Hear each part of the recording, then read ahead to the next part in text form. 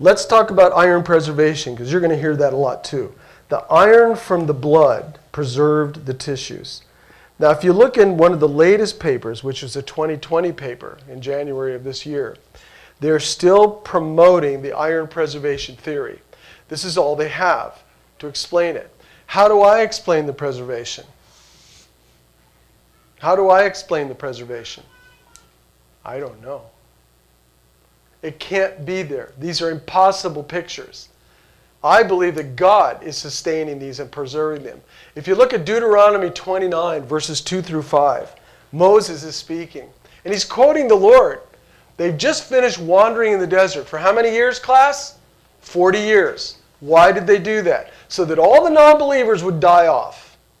God had them wander for 40 years to get rid of the non-believers, right? So they're at that point now. They're about to go into the land. And Moses quotes God. And he says, have I not, past tense, have I not preserved the sandals on your feet and the clothes on your body for 40 years? God's in the preservation business. And I believe these things are here. And I get in trouble for this because everybody wants a naturalistic explanation. And you know what? I don't think they're going to find one. Now what's interesting is we've started looking at bones in the 67, 68 million year range, but we've already gone back to about 300 million years in the fossil record.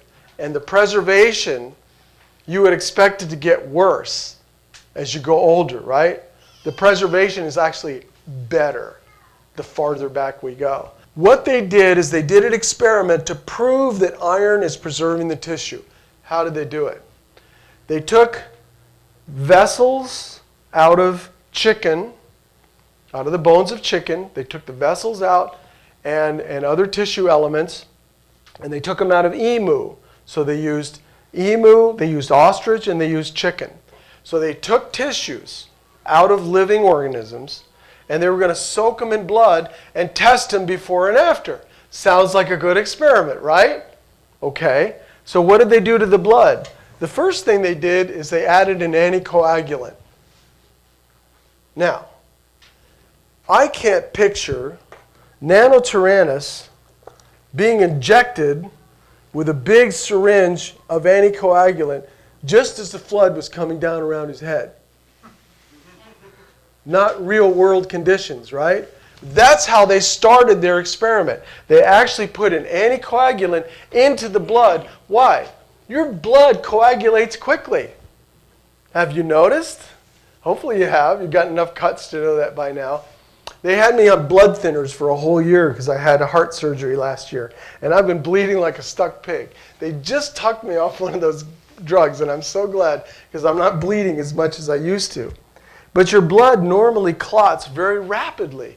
We have this wonderful clotting coagulation system in our bodies that prevents you from bleeding out if you get a bad cut, right? God put that in you to keep the blood. What does he say in Leviticus? The life of the creature is in the blood. So he wants to keep us healthy, so he gave us coagulation. So that's the first thing they did. They could not have coagulation, so they prevented it. Why? They need to get the iron out of the blood. Now, iron in the blood is held by hemoglobin. How many of you have heard of hemoglobin? Yeah, we've all heard that one. Hemoglobin is a working molecule. It's a trap. It's like a scissors, and it grabs oxygen. It lives inside your red blood cells. So your red blood cells go into your lungs, the hemoglobin opens up, the oxygen goes in, they clamp on it, and then the red blood cells go through your whole body and deliver oxygen to all your cells, right? It also is very good at holding carbon monoxide, sadly.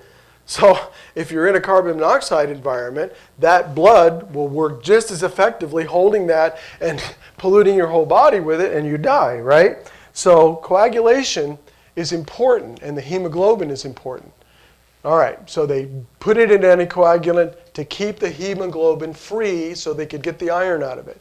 Then they ultracentrifuged it 6 times. I'm talking about putting this blood in a container, putting it in an ultracentrifuge that rotates 30,000 revolutions or more per minute. 60,000 in some cases. Why did they do that? And they did it 6 times. This is all in their paper. You can read it. They wanted to take all the platelets, all the red blood cells, all the leukocytes, all the cells that normally live inside your blood, which promote coagulation, they took them all out. Not only did they do that, they filtered these through a molecular filter.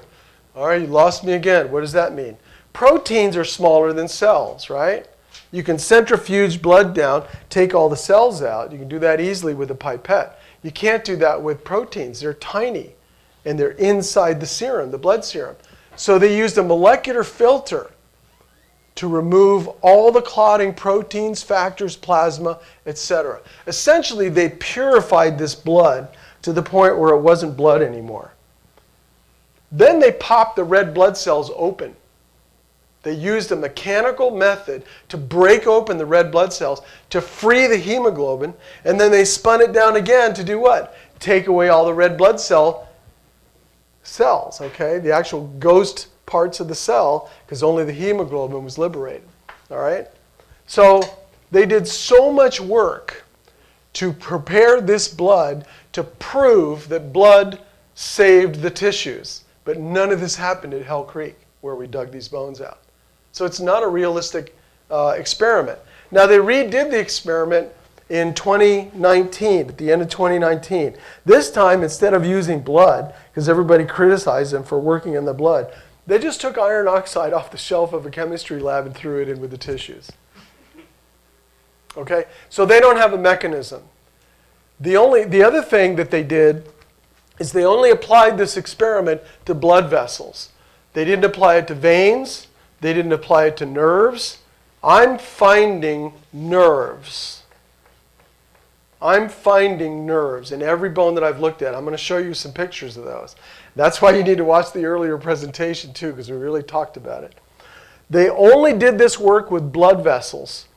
They didn't do it on the cells, on the osteocytes. They didn't do it on the veins. They didn't do it on the nerves. So they only have a partial explanation for one thing, blood vessels, and it's not a very good one at that. So all of this work, all of this money, millions and millions of dollars spent, of your tax dollars, by the way, to do this work has only provided a very tiny amount of evidence that doesn't really support them. Here's the other problem with the iron preservation theory. And guys, I know this is a little technical, and I'm sorry about that, but you're going to come up against this. Iron in the body, if it's not coated by a protein, is highly destructive. It's like Pac-Man eating those pellets. It goes through and just chews up your tissues. Okay? Iron is highly destructive. And this has been published over and over and over again. Here's a guy, Joe McCord, University of Colorado Health Science Center. He wrote this in 2004. Iron-free radicals. It leaves in its wake dysfunctional membranes and cell death. It destroys cells.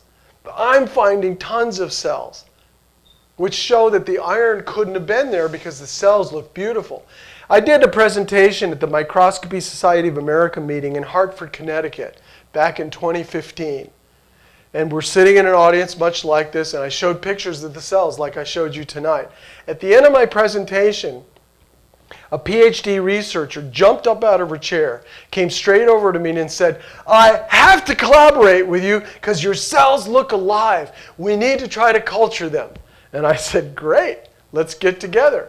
Then I noticed somebody walk up to her and tell her he's a creationist, and she never contacted me again. So this is what they're sticking to because this is all they've got. Iron preservation. And it goes on and on. I mean, there's so many papers out there about the toxic effects of these things, this iron oxide. It's highly destructive. Okay, so even up to 2019, people are still talking about how destructive these things are. So iron is not the answer. How are these tissues preserved? As a scientist, I cannot tell you why or how they're there, other than I believe God is preserving them, much like he did in Deuteronomy.